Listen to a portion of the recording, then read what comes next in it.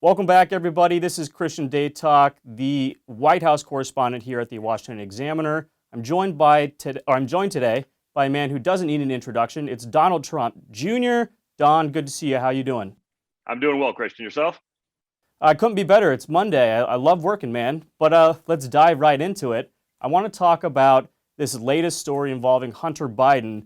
We got reports last week, or just a handful of reports, rather, from conservative outlets about his repeated use of the N-word in communications with his attorney, who was also white. The majority of the legacy media downright ignored this. Are you surprised? Not even a little bit. I mean, have you been watching for the last few years?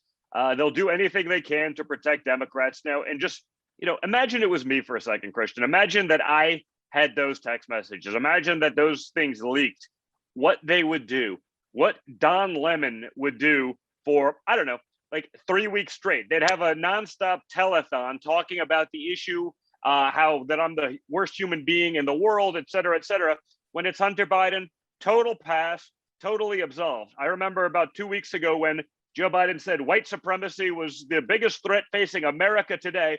Now, and since then, it's become climate change again. And that may be because of the people that Joe Biden surrounds himself with. Maybe he wants to distract from that issue. But it's absolute insanity. And it's the hypocrisy of the media. We see this every day. We see this about all the things we're finding out now conveniently that Donald Trump was right about, whether it's hydroxychloroquine, whether it's the fact that he didn't, in fact, push people out of the park in DC to give a press conference or for a photo op, whether it's that the virus may have, in fact, occurred in the Wuhan lab where they look at these kinds of viruses. This is the insanity that's going on right now. Now, of course, the media will do their little, oh, maybe we got that wrong. They're doing it now, conveniently, 6 months after election, 18 months before the next election. That way they can sort of use the time to build back their credibility. So it's not that they're being honest. It's that they knew what they were doing all along. They got caught. They come out with it now so that they don't hurt themselves later. And we'll see this, rinse and repeat process for eternity, in my opinion. I'm glad you actually brought up that list that your father put out about all the things that he's been sort of vindicated on that occurred over the last year. And one of the big storylines that he's talking about now is what he calls the crime of the century, the 2020 election. CNN put out a fact check over the weekend that said 33% of the statements he's put out after leaving the White House are quote unquote election lies. If he has the evidence to back up these claims, why not just put it out there? Why just, sort of tease people with these statements? Well, listen, I think they're still in the process of putting all that stuff together. I imagine there's stuff going on and as a legal process that takes time. And, again, the Democrats have a tendency of they keep trying to get something until they get in front of an activist judge and then they can shut it down. That's what you saw a lot around election time. And I haven't been involved in this process at all. So, I can't speak too intelligibly about it, but you saw that if things weren't shut down based on facts being incorrect, they were shut down generally due to process, issues, throughout the legal process in this country, which, is rather troubling. It seems, why wouldn't you want to find out if the stuff that they're going against these audits today, wouldn't, if you won and it was legit, wouldn't you want to find out? Wouldn't you want that? Wouldn't that sort of be the final case? And it seems that the Democrats are pushing very hard to make sure we never get to the bottom of it. Again, I'm not that involved in the process. I haven't seen much of it, but I can only speculate. So one story that the media really has been focusing on is the involvement of, Alan Weisselberg in this ongoing investigation into the Trump organization. We heard about a month ago, 3 weeks ago, whenever it was first reported that he is cooperating, that he's going to flip, and that this is, the final straw that's finally going to get Letitia James the evidence she needs to take down the Trump organization. We haven't heard any information since that time, new stuff that's come out, and we know the DOJ loves to leak information to the press. What's your reaction to the way this story's been handled? Well, listen, they've been talking about this for 5 years. Letitia James campaigned on the fact that they're going to get Donald Trump. They're going to make his life hell. They're going to sue him to oblivion. That was before she ever worked in an office that had any actual evidence. And that's the problem. I mean, when you have these sort of political witch hunts, they can use taxpayer funds to try to hunt down Donald Trump, to try to pressure people that have worked with him, to try to destroy their lives so that they can get some sort of, win, instead of focusing on, I don't know, the rising murder rate in New York. the fact that people are and companies are fleeing in droves because of the asinine policies that these politicians have put, the crime rate skyrocketing.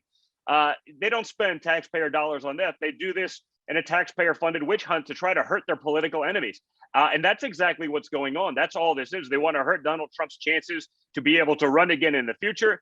They want to make him feel as much pain as possible. And there's no check and balance. You can't, when you appeal to another activist leftist judge in New York State, it doesn't work.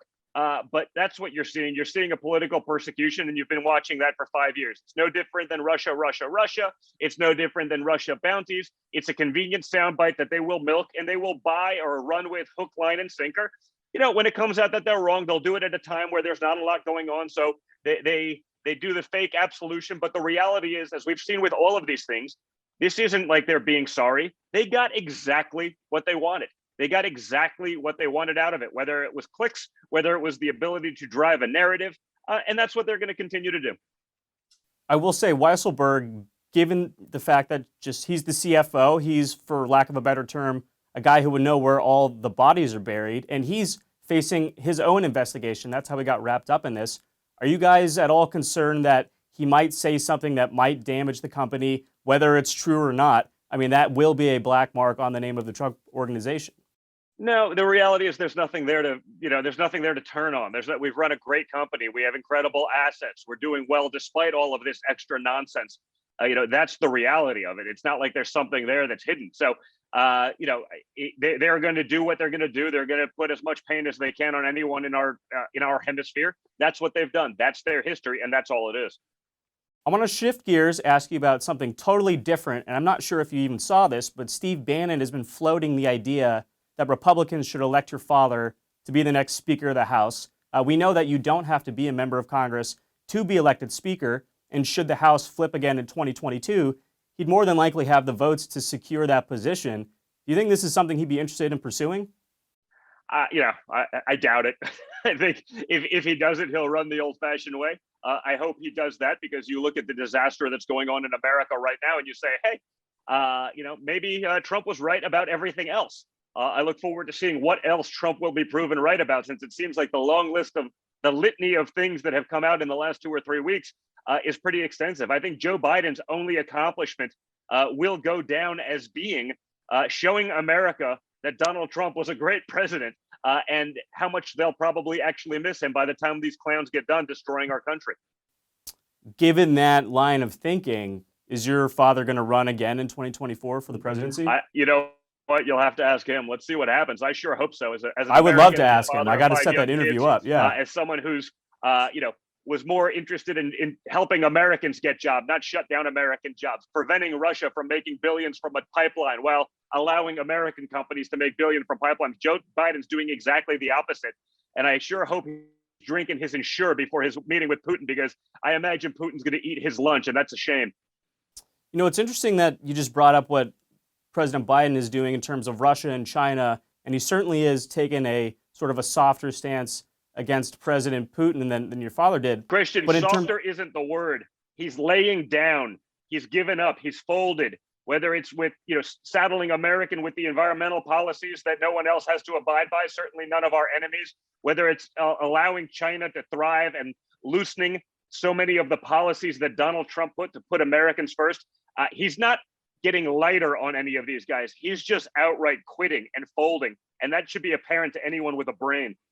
Well, we're waiting on pins and needles for that Putin meeting. But I was going to say on China, rather, I think a lot of the things the Biden administration are doing are actually similar to what your father was doing. It's a different tack, perhaps, but in terms of trying to make sure that American supply chains are safe, making sure American manufacturing companies are keeping jobs here and not outsourcing to places where they can exploit the labor market in China. And look at what they're doing now in terms of trying, emphasis on trying, to force China to be transparent about the origins of the coronavirus. Do you think that this is a tack that will continue? Do you expect them to sort of change their strategy on China? Because there is, whether you want to admit it or not, a lot of overlap there in terms of what your father was trying to do on that specific sort of frenemy relationship with Beijing.